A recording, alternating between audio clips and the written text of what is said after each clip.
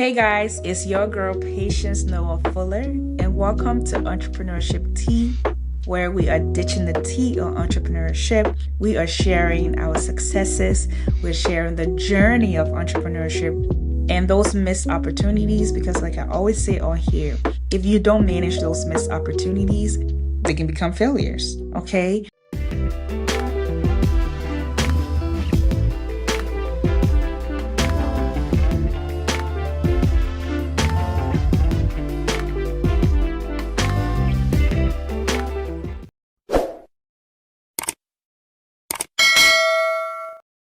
Hello, everybody. My name is Patience Noah Fuller, and welcome again to another episode of Entrepreneurship Tea, where we are talking about our journey as an entrepreneur. We're talking about those missed moments, and we are talking about the celebration moments, be it small, big, large, in between, whatever it is.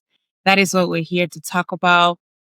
From previous episodes, you guys have seen that I've been talking to some of my cool entrepreneur friends that are in the trenches with this entrepreneurship journey. And I'm bringing them on board for them to share their experiences with us so that we too can learn from their experiences. Because listen, we don't know it all.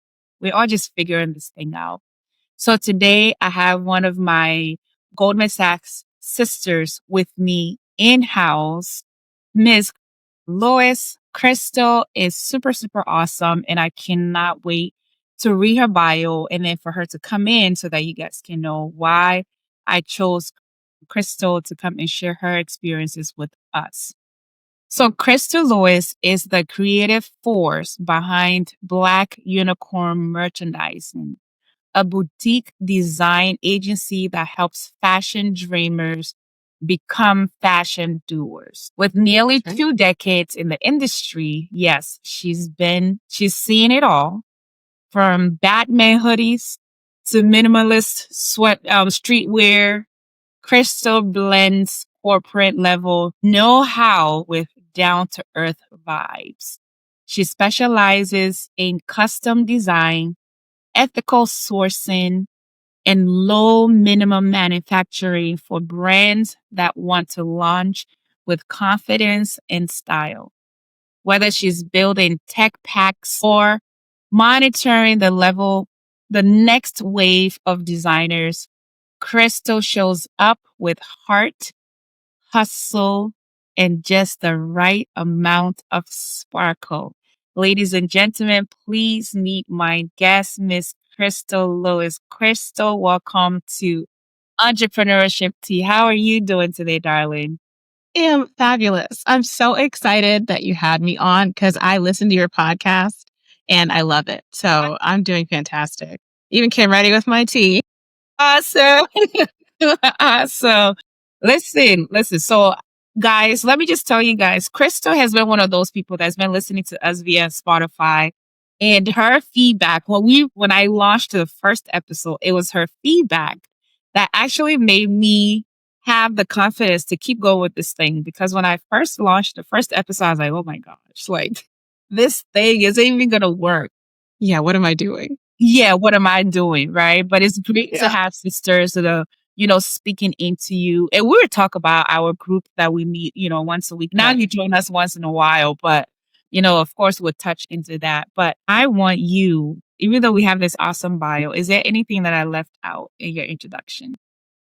Well, I mean, I'm sure we'll dig in deeper to specifics, but no, that's Black Unicorn in a nutshell. I just want to help people start a clothing line because I meet so many people that have tried and failed, and I've been that person who's tried and failed. So my goal is just to bridge the gap between people with ideas and factory looking for, that next great idea. Yeah, awesome.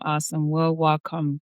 So this question I ask everybody, right? So how did you get into this entrepreneurship space? Have you always been an entrepreneur from early onset? Has it always been in you to hustle or what? Tell us. Goodness. So if you ask my dad, he'll say yes, because he tells the story about when I was a Girl Scout. I was like 7 years old and he went to door selling cookies with me. And he said, I wasn't just asking, would you like to buy some Girl Scout cookies? I was Mm. selling them cookies. Would you like to buy some delicious Girl Scout cookies only for $2.50? Wow. I suppose part of me like had that drive, but I didn't realize that wasn't just, everybody didn't do that. I didn't realize that at the time. And then in college, I just always assumed that I would have my own clothing line, but they don't teach you how to start a business in design school. So I know I always had the drive, but I didn't have the network and I didn't have the family support because Okay. everyone wants you to just be okay. They want you to get a job with a steady paycheck and benefits and a plan. So, yes, I always wanted to, but I didn't really do it until I was forced to. Okay. So then tell us, how were you forced into this? Because for me, I was forced into entrepreneurship after I got fired, right, from corporate. Right. Yeah. And after getting fired, cried for about 2 months. And then I was like, okay, get Oh, I yourself remember right. that Like, podcast yeah, remember episode. that? Yes. Right? So it's like, so how were you sort of like pushed into this thing? Great question. So, like I said, I tried and failed.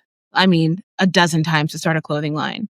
And I had really just given up. And that's not like me at all. I really finish what I start. But it was always in the back of my head. I was always like thinking about it. And eventually I had kids. And that's when I started really kicking around the idea, how can I buy back more of my time so I can be with my family more and at my desk less? Because the fashion industry is notorious for stupid hours. Like a 10-hour day is normal in my industry. So I was forced into it when the pandemic came around. Even though I had already been thinking about it and listening to podcasts and trying to figure out how do I take my skill set and make it into a business. When the pandemic came around, we all lost our jobs because at the time I was working at a corporate level for designing for big box stores like Walmart, Kohl's, Target, what have you. They all stopped bringing in orders when the pandemic hit because it was a domino effect of like supply chains just like falling. And when they stopped accepting orders, we had no money for paychecks. So they let a Um, bunch of us go. And I Right. had just switched 3 weeks earlier to a new job. So I was lowest man on the totem pole and one of the first out the door. So I understood and I actually wasn't even scared because I just know that like I'm one of those people that's going to figure it out. Right. Right. Um, and then about 3 weeks into the pandemic, not, no, you know what? I'll more than that. It was probably about 3 months in the pandemic when I realized we're not going back to work anytime soon. I had lost that optimism or that I guess that fake hope that it's just all going to get better any day now. And I just sat down at my desk and whenever I had 10 minutes in between, parenting and keeping a couple of toddlers entertained, I would just sit down and design something. And eventually I got a referral and another referral. And then as I was doing just what I do naturally, networking, I was sending emails to factories, trying to figure out, okay, got this referral. They want this domestic manufacturing. I've never done domestic manufacturing. So let me call a domestic manufacturer. And Okay. that phone call turned into an interview where they were like, hold up, we could actually use you. I was like, oh, Yeah. go on. So they started sending me clients. And I went from 2 clients to 15 in like 3 months. Wow. So it's like God has a plan. We can't always see what it is, but it's like as long as you are doing, you will figure it out. And that's just kind of how I was forced into this. Yeah, of course. Sometimes forcing like those major events that forces us into entrepreneurship works together for our good. Right. Just if not, if you were still working for those companies, I'm pretty sure you wouldn't even have had your brand by now, right? No, no, no. And at the time, I was making my own stuff here. Like this dress form, she's been with me for, 15, 20 years now. I was making my own Okay. stuff and going to fashion shows and doing the photo shoots. And I was actively trying. And even though, I mean, I was in all the right spaces, I wasn't able to make it happen. So I'm confident that I'd probably still be spinning my wheels, sitting at my desk, wondering what if. Awesome, awesome. So now that you are sort of building your dreams, what would you say are the attributes that you took from working into corporate that you brought into building your own dream? I love that question because just a quick backstory why I love that question. I remember sitting at my desk at my first job and just feeling such despair, going to the bathroom, crying on my lunch break, not understanding like why me? And now I know why, because all the people that I met, like I am really conscious of making connections with the people I meet along the way and listening, learning everything they want to teach me. So I was a sponge for the 15 years that I was in corporate, and I learned everything from like how to use pattern making software to how to talk to a factory, how to source a factory. And all of those little things that I picked up along the way, I use in Black Unicorn today. So feel like I hope I'm not straying away from the question, but No, just no, like no, because what I always tell people that who reach out to me that are still in corporate, sometimes how you work for someone else is going to determine how you work for yourself, that's right? so true. Yeah. Like he will edit it out of that. I know. It's good for the blooper reel. Okay, awesome. You edit it out of that. Yeah, like I said, sometimes in corporate, how you work for other people is going to determine how you work for yourself, right? If you're one of those people that in corporate, you're lazy in corporate, and you have like this idea of, oh yeah, I can't wait to work for myself someday, but you're not putting in the work for someone else, when you come to work for yourself, okay, because there's really no accountability or there's really nobody to check on you, you tend to bring those That's right. bad habits in working for yourself, right? So that's Yes, you why I do. asked that question because for me, absolutely. Like I'm one of those people who I'm like, okay, yeah, I can see how I've brought all the bad habits into working for myself. Good and bad, Yeah. exactly. Yeah. Yeah. Yeah. Yeah. Yeah. Yeah. Okay. All right. So now so for what you do with your brands, you help other brands like set up their brands, right? Yes. So what would you say is the biggest hurdle for those who are looking to get their brand started? Well, another great question. You are coming strong today. So there's one big hurdle at the front end and there's one big hurdle at the end. So let me tell you about the first hurdle that most people fail Okay. to get over. And that is finding the right factory. Mm, That is like the meat and potatoes of your business because it doesn't matter if you've got great sketches, if you've got a great marketing plan, if your factory can't make good product, if they can't deliver, if they take your money and just like, you know, adios, then you got nothing. So that's one of the biggest hurdles. I'm fortunate that I have so many connections from my corporate days that have led to like peripheral connections that gotcha. that's not an issue for me. I can look at a sketch and tell you exactly how to make it and where to make it. But most people don't have that. They don't have that vision because they don't have the experience that I do. So that's one big hurdle. The second one actually goes back to the marketing plan. So many of my first clients that came to me made some beautiful things and it's still sitting in a back room somewhere in their house or, a warehouse space that they bought and are just paying monthly on. And I didn't know any better at the time. My mentor, Scott, always says, I can make the car, but you got to drive it.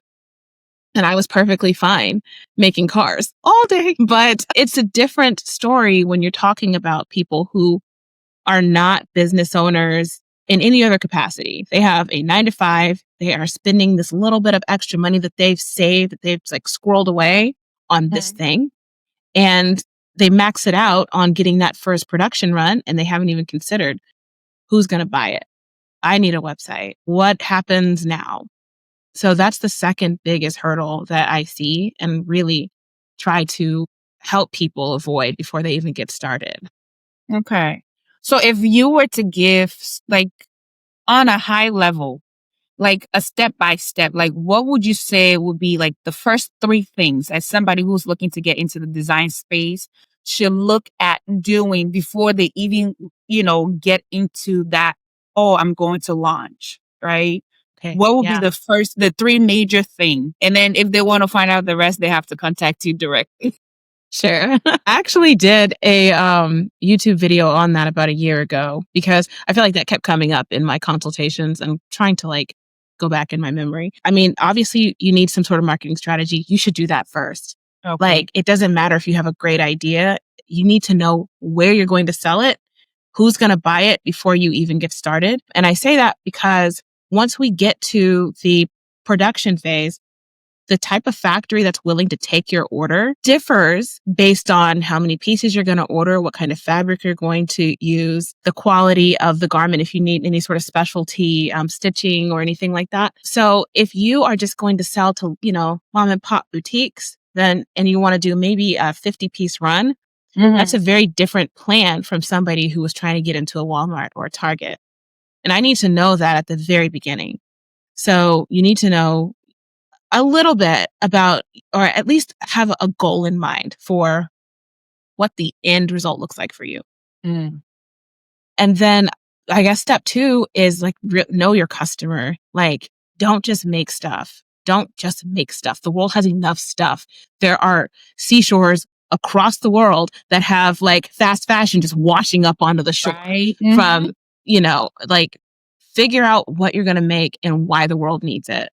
Please, for the love of God, don't just make stuff.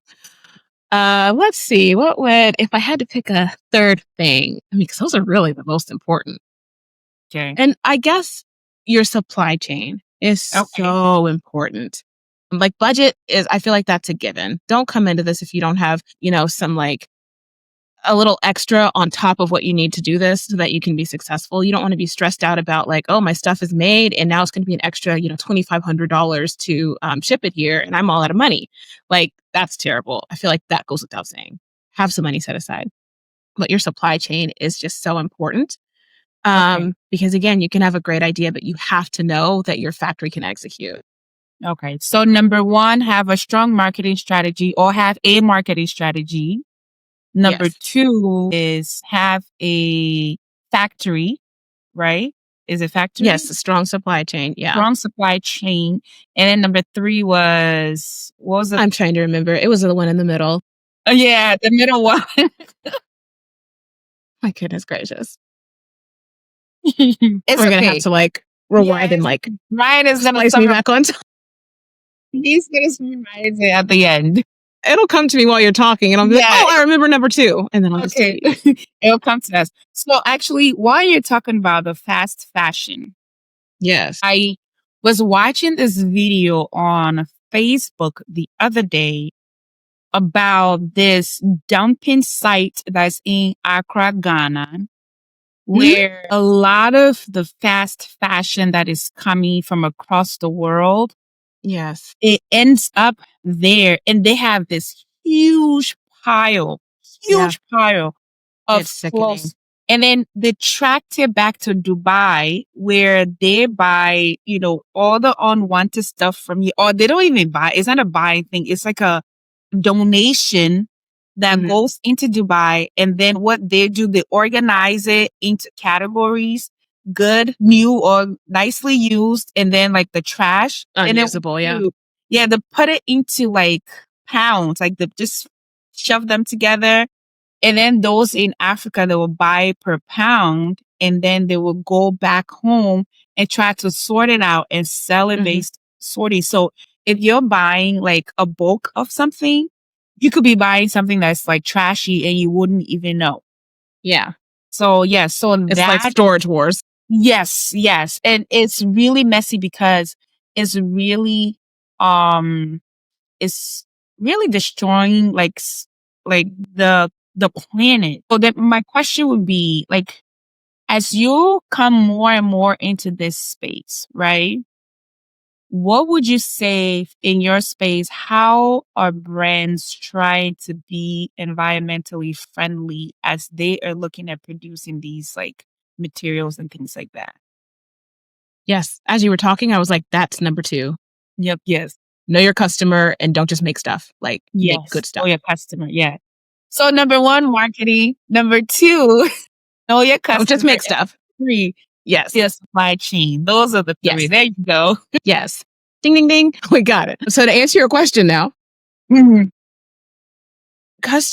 my customers kind of rely on me to educate them. I am in front of industry leaders all the time, like going to the seminars, going to, the get-togethers, the networking things, what have you. So I am hearing the things that we're doing on the fabric level, on the factory level, and on the consumer level to just be smarter about putting less trash into the world.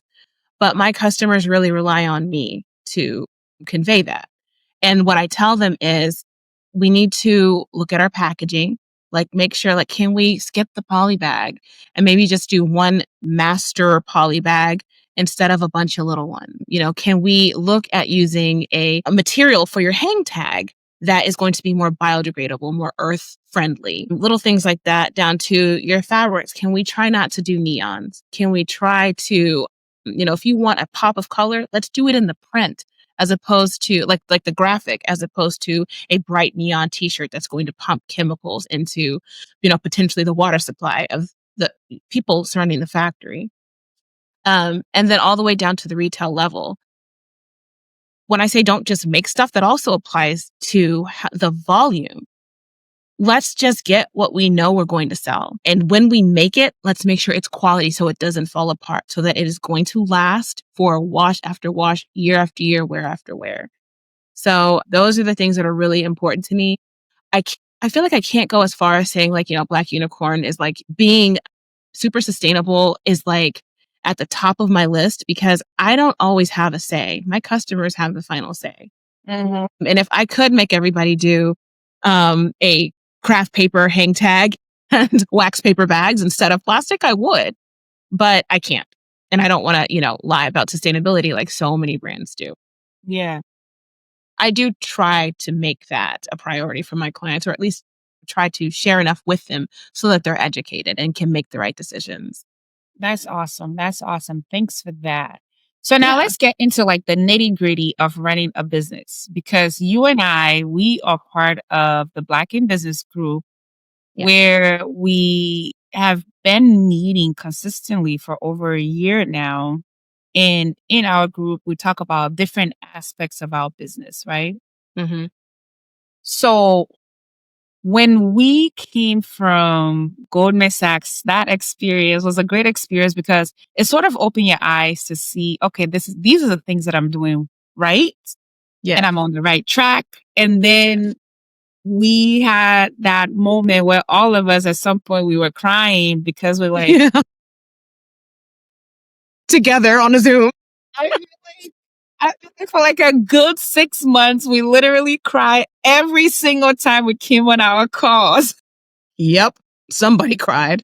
Somebody was crying. Somebody was, because at the time or the phase that we were in our business, there were just some things that we just did not know. And sometimes you don't Yeah. know what you don't know. Right. So It's what would you overwhelming. say in the beginning was something that you were not comfortable with when it comes to running your business, to like now looking back like a year and a half or almost 2 years later that you can say, okay, I think I have a good handle on this? Yeah.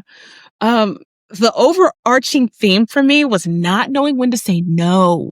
I would Uh, get a good business idea and I would mm, just start, and it would distract me from what I'm really good at. So I yeah, couldn't tell myself no.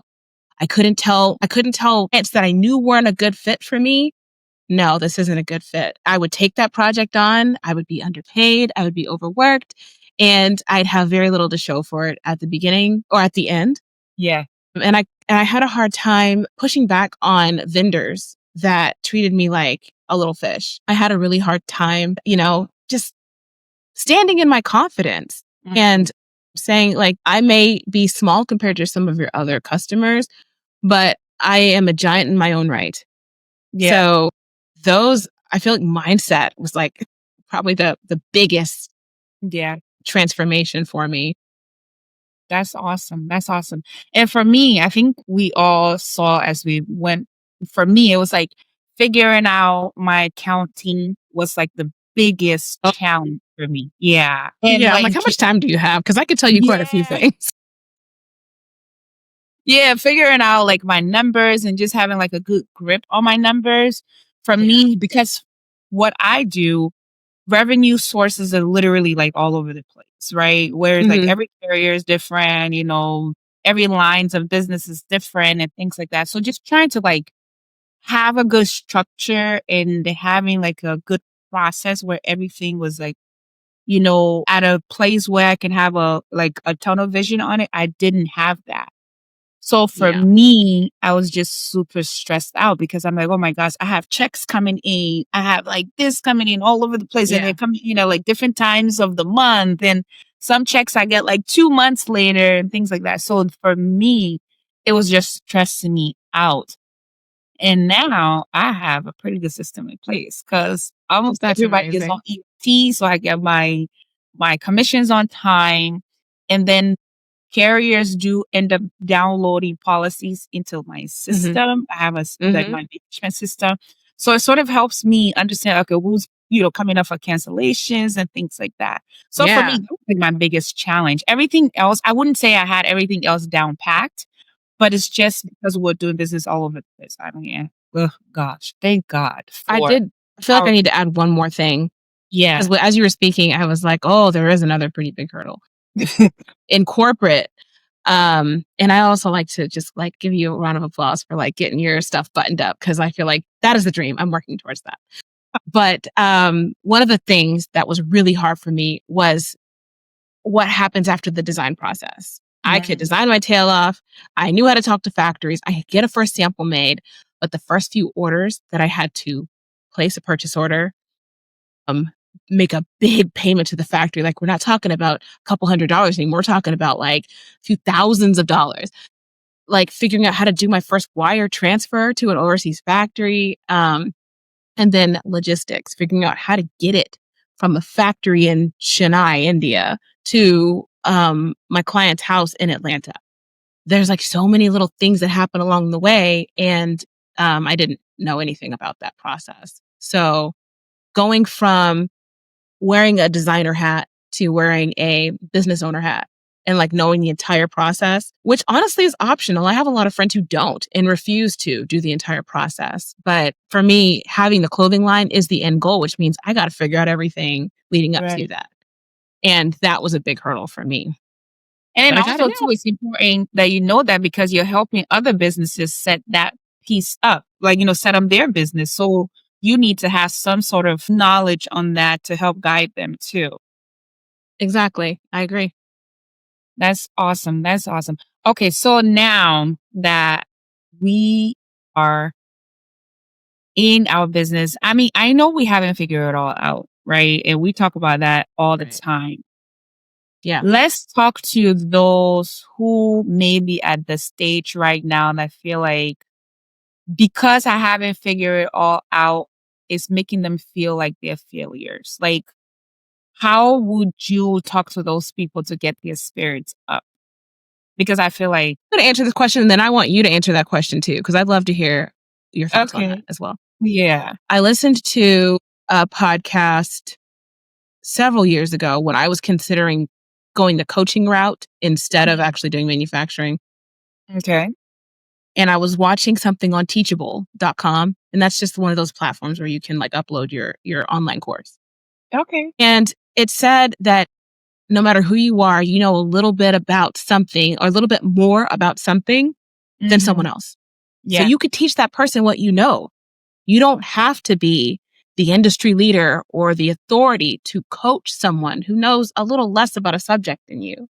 yeah, And so I feel like I have taken that and I've applied it to my business. And that really just sort of like blew up my imposter syndrome yep, because it occurred to me no, I don't know everything else, but I know a lot more than some people. And I can help those people as I learn along the way.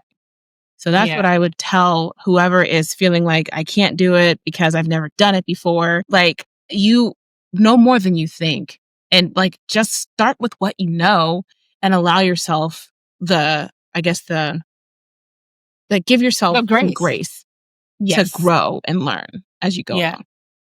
I think for Now I want to hear your me, answer. yeah, for me, it was one, having grace for myself and just being okay and accepting that, okay, it's okay to not know this thing, right? Or it's okay to not know this business or this aspect of your business. And then also taking steps to learn that which I didn't know. Because for me, I'm one of those people, I feel like if something needs to get done, I have to do all of them all at once, right? Right. Or like Yes. I have to do all of them Yes. all at once. And for me, I had to like talk myself into, okay, Patience, just do one thing a day. Like one thing a day, right? Because Yes. I wanted to wake up and do like 12 hours of like being great every single day. And one, it was That's not sustainable. causing so much stress. And then it's like, at the end of the day, it's like nothing gets done because I'm like overwhelmed with the idea of like doing like 10,000 things a day, right? Yes. So for me, I had to like really talk to myself and just be like, okay, girl, just do one thing today. Like, what is that one thing that you can do today? You know, especially those moments that I'm feeling like tired and overwhelmed. Like, okay, what's Yes. the one thing that you can do today that even if it's done while you're laying on bed on your email, right? Or like via email or via text message, what's that one thing that you can do that's gonna like move the needle forward a little bit? Yeah. Yeah. Like I That's had to exactly what it is. So I guess to boil that down, it's like, don't pressure yourself to do all the things and be all the things every Yes. single day. It's not Yes. sustainable. Mhm. It's not. It's Yeah. really not. And I think one of the things that I appreciated about us that we've learned from our groups, as we come on our calls, we ask each other, okay, what are you doing this week? Right? Yes. Yes. Or That what, yeah, accountability. what do you have going on this week? And then the following week, we come back and give like an update on did we accomplish that or were we being lazy and we're doing Yeah. Just lay it all bare. Just tell us how it went. Yeah, that has helped me a lot with, you know, having that superpower syndrome of trying to do everything all at once. So if you guys are listening out there and you're feeling like, oh my gosh, because I haven't figured it out all out, I'm failing. No, like just wake up and do one thing a day. Yes. One thing a 5 day. minutes, 10 If minutes. like Krystal, you feel like, oh yeah, I don't know this. Like, okay, fine. You don't know it, but what is that webinar that you can go on to learn? What's that free course that you can learn? What's that Yeah. YouTube channel that you can watch? What's that book that you can Exactly. read to learn? Library book you can check out. Exactly. Yeah. So there's Yeah. just so many wonderful, like there's so many things that you can, you know, you can do to learn something or to move the needle in your business. Yes. Okay. So then let's talk to those who are looking to transition into entrepreneurship. Okay. Let's talk to them. What would we tell them? Or what would you tell those who are looking? They're sitting at their desk right now, probably working for someone. And every time they go into the office, they're like, oh, I can't believe I'm here again. Like, Yes. what do you have to say to them? Oh my gosh. This is a tough one for me to feel like I can answer authentically because I was forced into it. I don't, I didn't jump into this with both Okay. feet, and I didn't have a master plan to make it sure things went my way. And I had a safety net. My husband had a secure job, and I knew that we could live on one income because we no longer needed daycare. At one point, I realized my paycheck was literally just going to childcare, and I was making a decent salary at the time. I think after taxes, I was bringing home maybe 52 grand a year, and most of that was going towards daycare for 2 Daycare. kids. Yeah. I'm sorry, that's a side note. One of the things that I've learned from one of the fashion CEOs that I'm close to is when like how she did it, like that's probably what I would have told my past self to do. Okay. So she took on a few freelance projects on her own and then took that money and banked it. And when she got more requests, she paid someone else to do that thing. And so she was managing the person and not the project. Mm. And I'm like, you know what? That really is like, if I could write out the formula for how to do that, where to find the right employee or I guess freelancer contractor. Yeah.